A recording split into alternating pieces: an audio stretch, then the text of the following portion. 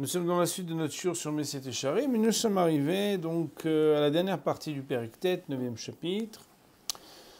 Donc on avait parlé des différents niveaux de paresse du paresseux, en disant que le paresseux, en fait, il est paresseux et c'est pour ça qu'il a peur, et c'est pas parce qu'il a peur qu'il est empêché de faire des choses. Donc c'est un sujet très intéressant. בכל הדברים האלה, הניסיון היומי העיד עליהם ממה שכבר פשוט ורגיל ברוב המון בני האדם אשר זה דרכם כסלמו. Et toutes ces choses qu'on a dites sur le paresseux, le mode de fonctionnement de la paresse, la gravitation, le fait qu'on se sent lourd, on a du mal à bouger, même quand les choses sont faciles et de plus en plus faciles, on les voit quand même comme des choses qui sont, entre guillemets, soi-disant très dures. Eh bien, l'expérience quotidienne témoignera de ce qui est déjà établi et même habituel et connu de la plupart des personnes qui ont ce type de comportement. Celui qui réfléchit un peu, de toute façon, il trouvera la vérité. Et tout celui qui a un petit peu de jugeote, ça ne sera pas difficile pour lui d'y arriver à comprendre que le mécanisme de la paresse est un mécanisme malheureux.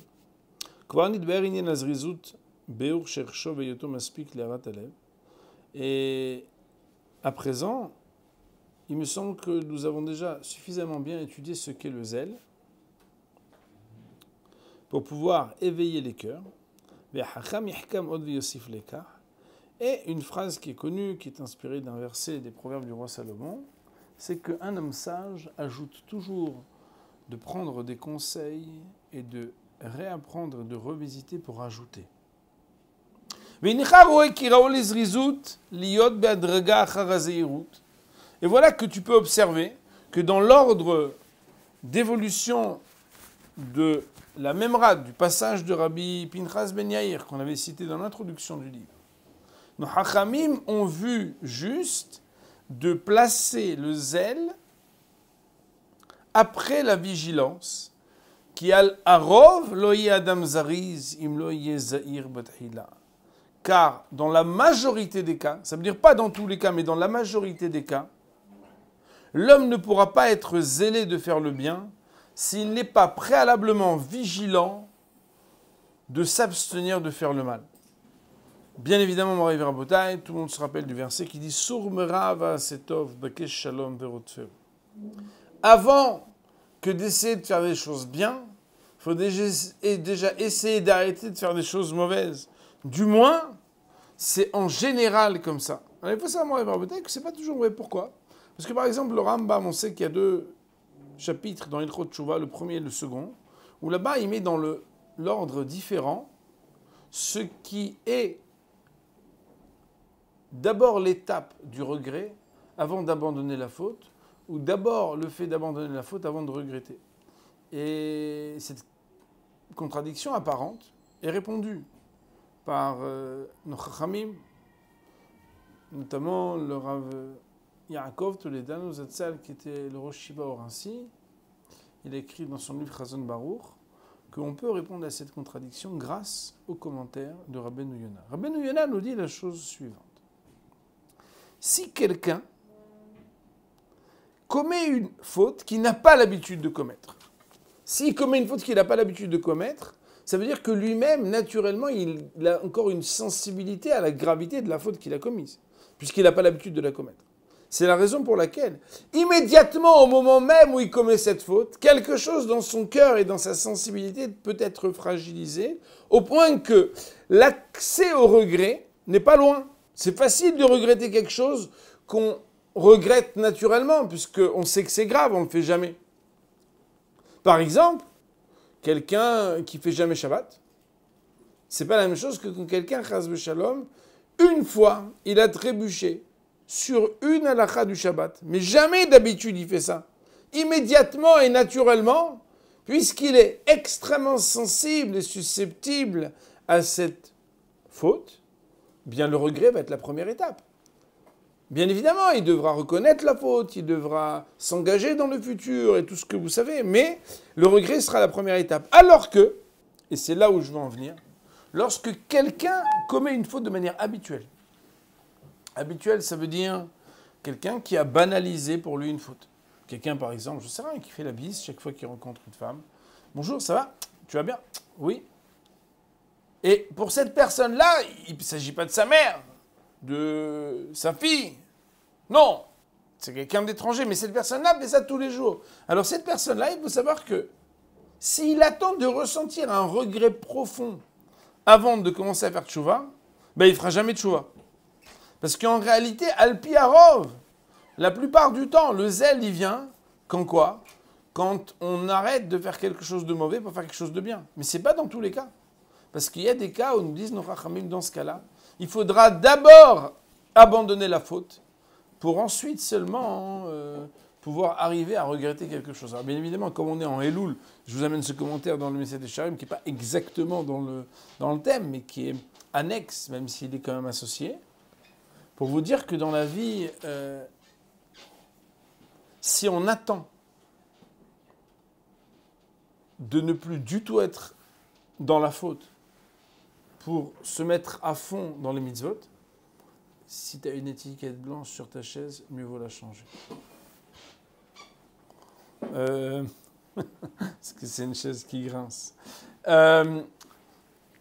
Si tu attends d'être plus du tout dans la faute, et dans l'erreur, et dans l'oisiveté, et dans la paresse, pour commencer à faire des bonnes choses, tu vas attendre très très très très longtemps.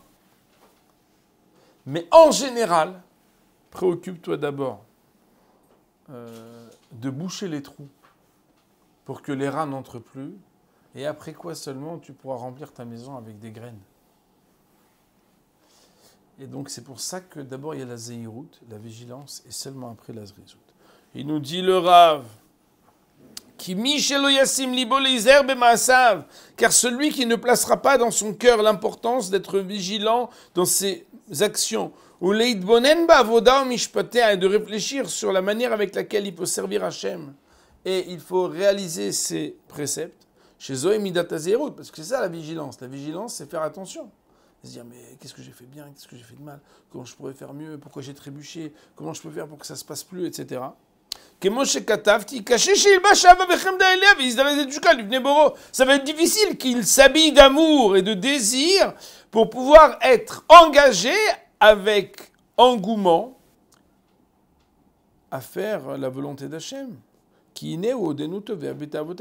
Parce que le gars, il est encore pris par les désirs et les pulsions du corps. Parce que c'est comme s'il fait le grand écart, le gars. Il a un pied qui veut avancer devant, mais il a un autre pied qui est en train de reculer derrière. Et imaginez-vous quelqu'un, il y a 2 tapis roulants, un qui monte, un qui descend. Et que cette personne est tellement grande, elle met un pied sur l'un, un pied sur l'autre. C'est très très dangereux. Il faut d'abord arrêter une des 2 machines et puis mettre les 2 pieds du même côté. Un homme, il faut qu'il choisisse. Tu es là pour avancer dans la Torah ou tu es là pour traîner? Et dans la vie, un homme, il doit être capable de comprendre qu'il est capital de se préoccuper de la vigilance. En principe, avant de se préoccuper du zèle. On doit d'abord faire attention à la zéhirout, ça veut dire le bilan, l'introspection, la réflexion sur ce qu'on a fait, tout ce qu'on avait appris pendant les premiers chapitres. Et c'est seulement après qu'on doit être engagé. Mais bien sûr que, après que il a pu observer par ses yeux son comportement et être vigilant, parce que le gars, il ne fait pas n'importe quoi. Alors, le gars ici, mais les mitzvot, les averot, comment je vais faire, etc. Ça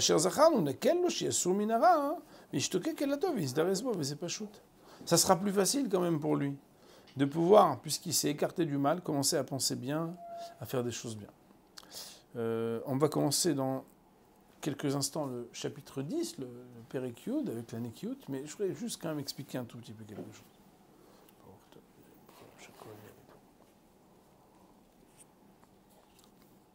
Rabotai,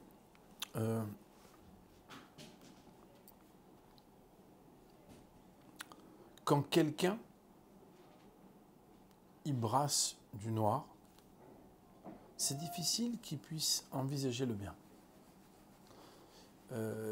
D'ailleurs, à Bothaï, il y a des moments dans la vie où on a l'impression que on voudrait faire des choses bien,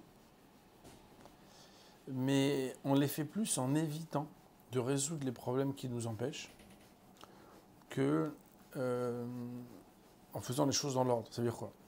Ça veut dire que, je donne un exemple. Okay, quelqu'un, il cherche du travail. Si le gars, il se rase pas, il se lave pas, il s'habille pas, il dort pas bien, il a des cernes, et dit faut que je trouve un job. Faut que je trouve un job. En général, le meilleur conseil, c'est d'abord de dire Habibi, prends une douche, rase-toi, habille-toi, coupe-toi les cheveux, fais une petite sieste, prends du temps, lave ton vêtement. Et après, pourquoi pas? Un homme au plus profond de lui-même, quand il est loin d'Hachem, il a l'ambition de devenir un tzaddik. Il n'a pas l'ambition d'arrêter d'être un rachat. C'est normal. T'as envie d'être un tzaddik. Seulement, Habibi, les étapes, tu peux pas les brûler. Les étapes, tu peux pas les brûler.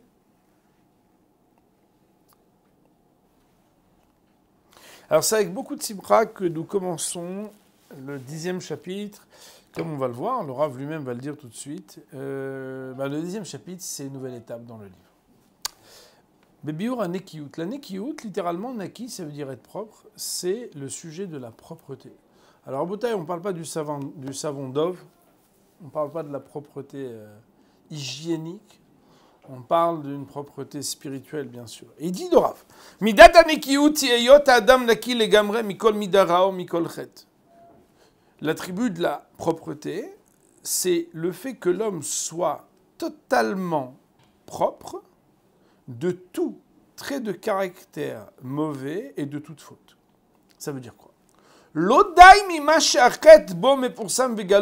Il ne suffit pas qu'il sache pertinemment et clairement qu'est-ce qui est mauvais. Et la gamme mimash alev niftabo leorot eter badavar. Mais qu'aussi, il soit bien avisé de ce que le cœur peut être séduit pour se permettre des choses qui sont normalement totalement interdites. Que quoi?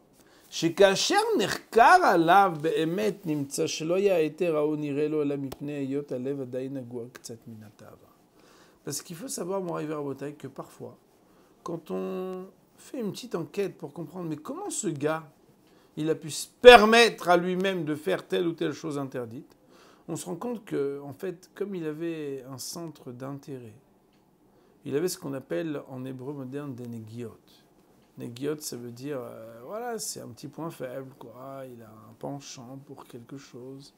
Alors, quelque part, cette tentation l'amène à falsifier sa manière de voir les choses. Kilo tahar mimenu mikol vakol. Parce qu'il ne s'était pas encore purifié. Ça veut dire comment? Ça veut dire que si, vous savez, la Gemara nous dit qu'à partir du moment où un homme, il a très envie de faire une avéra, il devient un très grand Talmid Chacham, créatif et inventif, pour pouvoir trouver des explications extrêmement construites, complètes et élaborées, pour pouvoir justifier son comportement.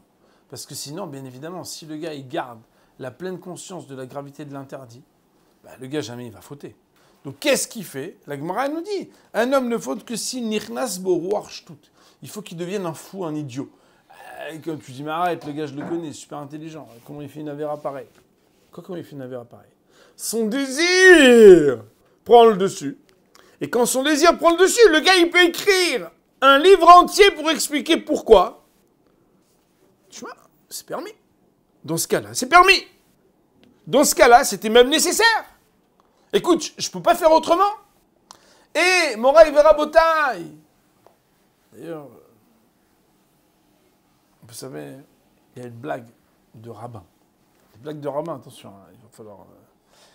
C'est que, normalement, il est marqué que si tu vois un Talmid Chacham qui fait une avéra dans la journée, tu n'as pas besoin de suspecter qu'il est rachat. Parce que le soir même, c'est sûr qu'il a déjà fait tchouva. Et la Gemara veut dire par là que l'introspection qui incombe à chaque juif qui étudie la Torah, c'est que chaque soir, normalement, un homme, il doit avoir fait le bilan de ses fautes, regretter, essayer de réparer. Mais dans le monde des rabbins, la blague, écoutez bien comme c'est beau, c'est de dire que non, si tu vois un Talmid Chacham qui a fauté, attention, c'est une blague. T'as pas besoin d'avoir des mauvaises pensées sur lui, parce que le soir même, c'est quoi il a déjà fait tchouva? Il a déjà écrit une tchouva, une responsa, pour expliquer pourquoi c'était permis. Voilà la petite blague. Ça veut dire quoi? Ça veut dire qu'en fait, le Yetzer Hara de l'homme fait que là où un homme n'est pas propre, plutôt de dire qu'il n'est pas propre, bon, Rivière Bataille, plutôt que de dire qu'on a un point noir, on pourrait facilement expliquer en quoi c'est un point de beauté. Et c'est pourquoi, quand nos pulsions nous dirigent, elles peuvent amener l'homme à ce qu'on appelle la folie, c'est-à-dire se permettre de faire quelque chose qui normalement n'aurait jamais pu être permis. Il dit alors, mais pourquoi? C'est parce que dans le cœur, il y a quelque chose qui n'est pas encore propre. Alkentim Shecheu la Kello, c'est pourquoi son cœur va l'amener à devenir léger. Ach, cependant, Adam asher ta'ar misé anega legamre. Lorsque l'homme, il s'est totalement purifié, Venika mikol rosh ebra shemasheret et ta'ava achareh, et qu'il a nettoyé toutes les traces de mal que le désir et le plaisir laissent derrière elle. Iné reiyato tiye brura legamre. Voilà que son regard sur les choses va être totalement lucide, vavhanato zaka, et son discernement, sa lucidité vont être propres, au point que la convoitise et le désir ne l'amènera jamais à son insu. Et la kolma het, seulement que tout ce qui s'appelle la faute, que n'importe quelle chose qui soit même le plus léger de tous les péchés, sa lucidité et sa clairvoyance va faire qu'il pourra s'en écarter et s'en éloigner. כלשון הזה אמרו חכמים על השלמים המתארים מעשיהם טהרה רבה שלא יהיה בהם אפילו נדנו דבר עבירה. Et nos Hachamim, quand ils ont parlé de ces hommes qui ont cette intégrité, qui se purifient leurs actions d'une purification grande, qui pourront être garantis de ne pas avoir de déviance, Chachamim nous appelle ça les Nekiyei Adat Shebirushalayim. Nekiyei Adat, c'est ceux qui ont un esprit propre. C'est les propres d'esprit de Jérusalem. Alors bien évidemment, le Rav lui-même, il va nous dire que malheureusement, cette partie du livre, on a l'impression qu'elle ne nous concerne plus. Il va en parler lui-même. Hein. Mais c'est quoi l'idée? C'est qu'en fait, mon Rav Rabotai, et le Rav va l'expliquer, hein, j'anticipe un tout petit peu pour vous expliquer. Dans la vie, en fait, il y a un gars qui était touché par les problèmes de colère, par exemple. Ou bien, par exemple, quelqu'un qui est très avare. Et en fait, la colère, en fait, lui, d'habitude, dès que quelque chose le contrarie, il explose, il crie, et il s'agite. Et voilà que cette personne veut faire un travail. Donc, qu'est-ce qu'il fait? Il prend sur lui de plus crier et de plus s'agiter. Mais pour l'instant, est-ce qu'à l'intérieur, il est toujours en train de bouillir? Ouais. Il a bouilli à l'intérieur, mais il n'a pas réagi à l'extérieur. C'est bien? Formidable! Extraordinaire! J'ai reçu quelqu'un il n'y a pas très longtemps qui m'a dit « Habituellement, voilà comment je réagis. J'ai fait un travail sur moi, maintenant, je ne réagis plus de cette manière. » C'est formidable! Formidable, oui. Mais le but, c'est de faire en sorte de réussir à ce que la chose qui me mettait en colère et à l'intérieur et à l'extérieur ne me mette même plus en colère à l'intérieur. Ça s'appelle la tahara. Ça veut dire que ce qui a rendu susceptible ma sensibilité à pouvoir amener à la faute, elle-même aussi, elle mérite que je me travaille.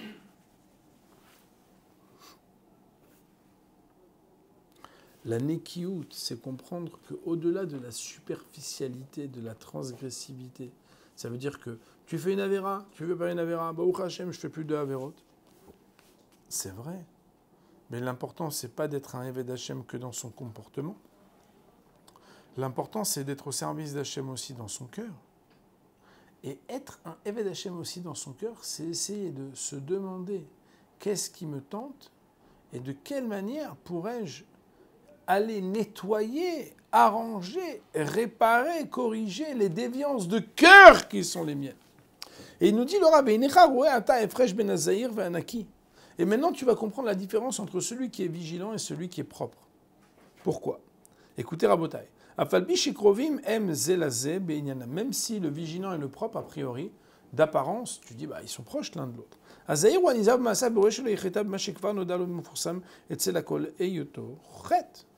Celui qui est vigilant, il fait bien attention à ne pas fauter de tout ce dont il est conscient. C'est-à-dire qu'en fait, il est conscient que quelque chose est interdit, il arrive à faire en sorte, Baruch Hashem, qu'il ne trébuche pas à faire des choses qui sont interdites. Seulement, il n'est pas encore maître totalement de lui-même. Pourquoi?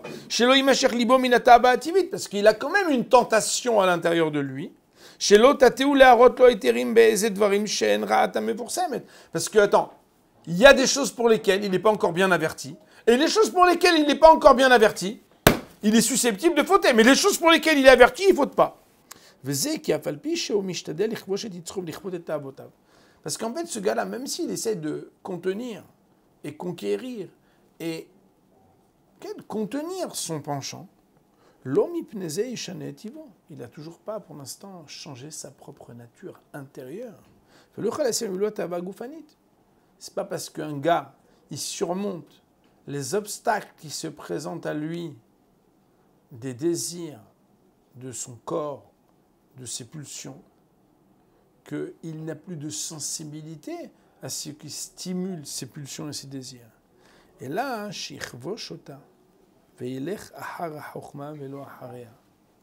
alors qu'il y a un niveau, Moraï Verabotai, où l'homme, il peut arriver à avoir une propreté, écoutez bien, où ce qui l'intéresserait,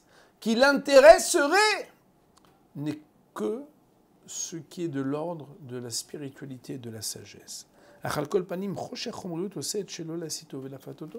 Pour l'instant, il est concerné encore par l'obscurité, par les déviances.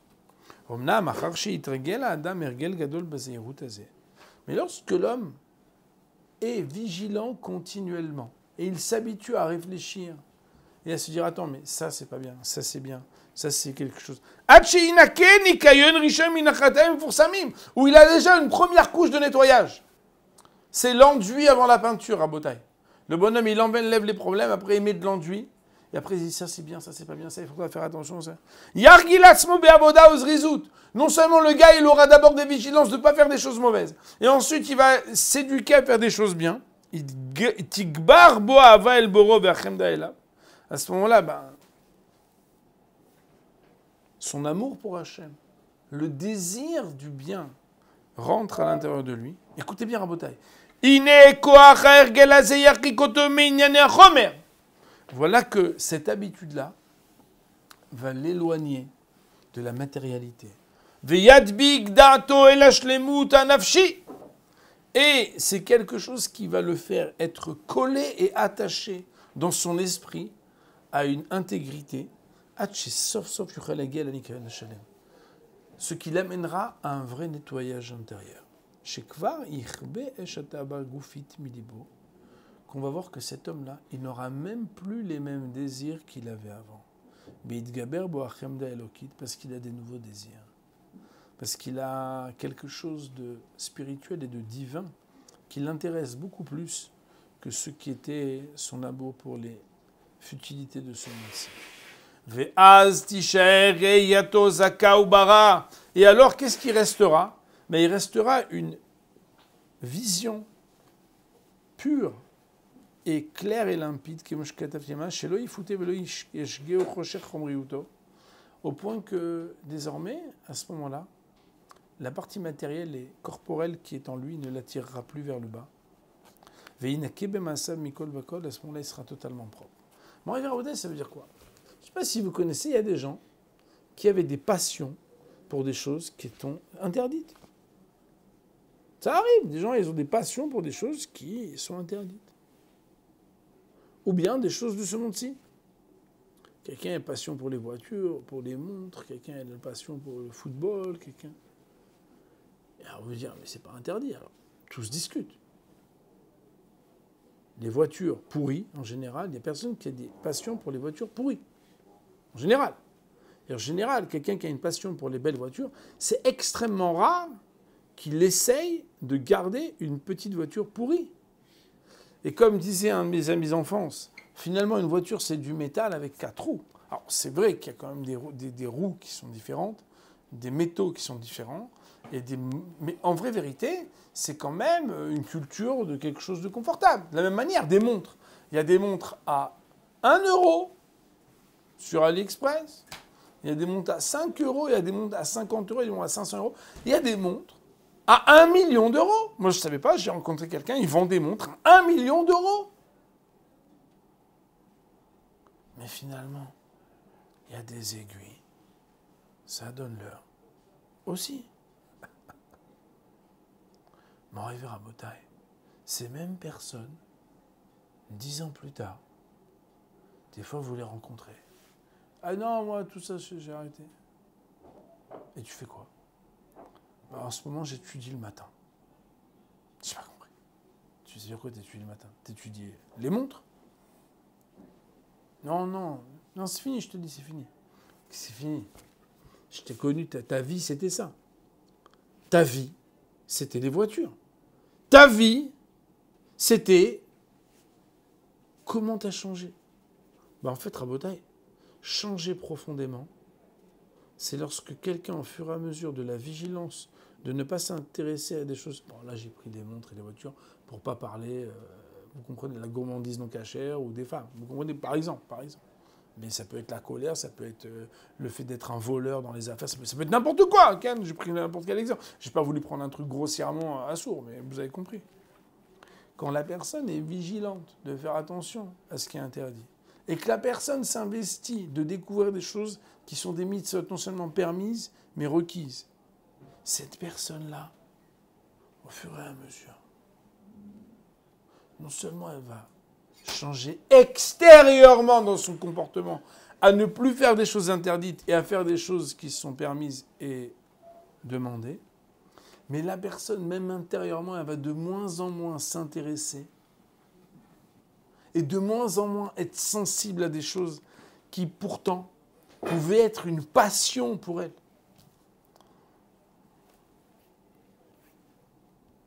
Lorsqu'un homme, il commence par ce qui s'appelle le fait d'arrêter de faire du mal, et qu'ensuite il continue à s'éduquer à faire des choses qui sont bonnes,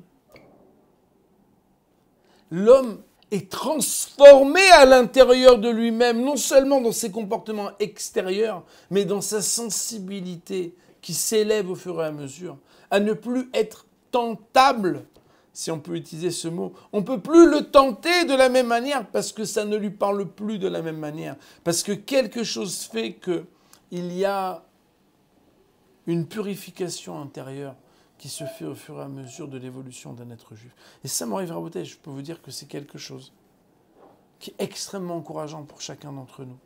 Parce que des fois, on se dit, mais comment je vais me sortir de tel ou tel problème, de tel ou tel Yetzirara? D'abord, il faut arrêter de faire quelque chose de mauvais. En parallèle, et ensuite, il faut s'engager à faire des choses qui sont bonnes. Et cela va faire qu'à l'intérieur, progressivement, la personne va changer dans ses conceptions, dans ses convictions et dans la manière avec laquelle il ne va plus être tenté et intéressé même par les mêmes choses. Parce qu'il aura été élevé grâce à son investissement dans la Torah pour goûter à quelque chose de la Nekiyut. Bezrat Hashem, on va dire pour cette semaine, Baruch Nini Olam, Amen ve Amen.